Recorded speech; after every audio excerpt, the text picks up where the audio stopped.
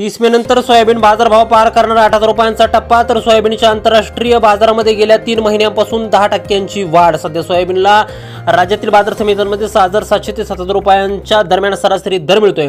तर सर्वात जास्त दर बियाण्यांच्या सोयाबीनला त्या ठिकाणी 8,400 रुपये वाशिम बाजार समितीमध्ये मिळाला आहे। मागील वर्षीची अतिवृष्टी असेल, या अतिवृष्टीमुळे सोयाबीनचं उत्पादन त्या ठिकाणी कमी झालं होतं आणि सध्या सोयाबीनचं उत्पादन हे त्या ठिकाणी घटले आणि मार्केटमध्ये सुद्धा सोयाबीनच्या आवकेत त्या ठिकाणी घट झाली आहे। तर अमेरिकेमधील USDAच्या अहवालानुसार 2026-27च्या हंगामामध्ये जागतिक उत्पादन हे त्या ठिकाणी विक्रमी होणार आहे असा अंदाज आहे। तरी सुद्धा भारतामध्ये त्या ठिकाणी GM सोयाबीनला त्या ठिकाणी विरोध असल्यामुळे राज्यामध्ये त्या ठिकाणी सोयाबीनच्या दराला अजूनही त्या ठिकाणी आधार मिळू शकतो।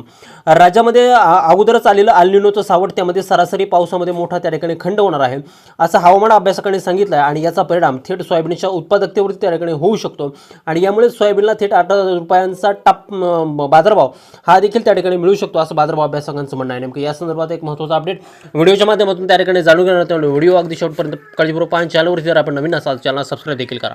बंधूंनो, सोयाबीनचे दर जर आपण पाहिले तर मागणी आणि पुरवठा यांचं गणित असेल, याशिवाय सोयाबीनची निर्यात आणि निर्मिती असेल आणि सोयाबीन तेलाचे बाजारभाव असतील, या सर्व गोष्टींवरती सोयाबीनचे दर हे त्या ठिकाणी अवलंबून असतात।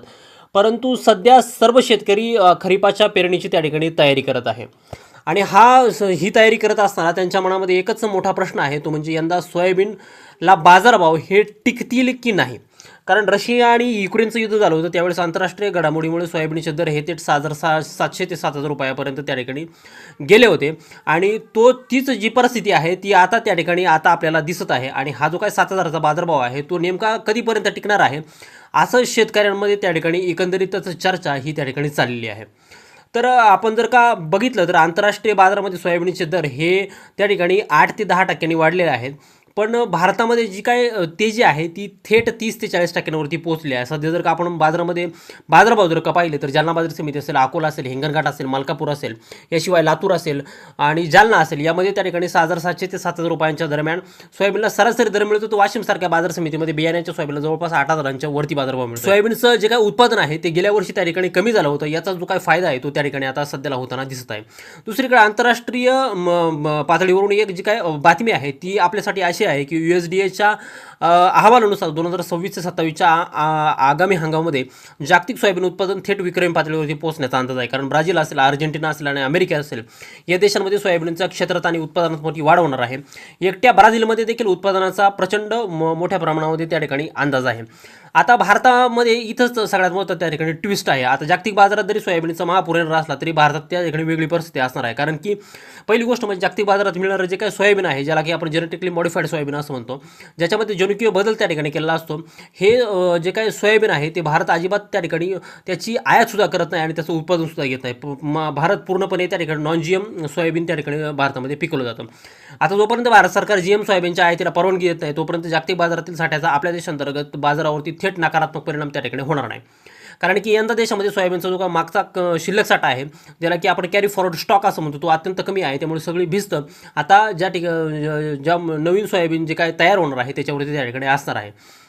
त्यातच दुसरी महत्त्वाची गोष्ट अशी म्हणजे की यंदा अल्निनोचं त्या ठिकाणी सक्रिय झालं आहे आणि अल्निनोमुळे पावसाचा खंड असेल किंवा सरासरीपेक्षा कमी पाऊस पडण्याचा जो काय धोका आहे तो त्या ठिकाणी वर्तवला जातो आहे। जरी खरीप हंगामामध्ये मोठा पावसाचा खंड जरी पडला तरी सोयाबीनच्या उत्पादकतेवरती थेट त्या ठिकाणी परिणाम होऊ शकतो आणि सोयाबीनचं उत्पादन हे त्या ठिकाणी घटू शकतं।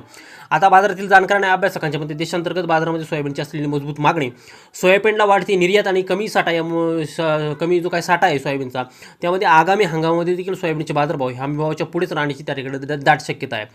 आंतरराष्ट्रीय बाजारात त्या ठिकाणी दबाव जरी असला तरी भारतीय सोयाबीनला चांगला उठाव त्या ठिकाणी सध्या मिळू शकतो। त्यामुळे शेतकरी बंधूंनो, पेरणीचा निर्णय घेताना फक्त सध्याची तेजी बघून चालणार नाही।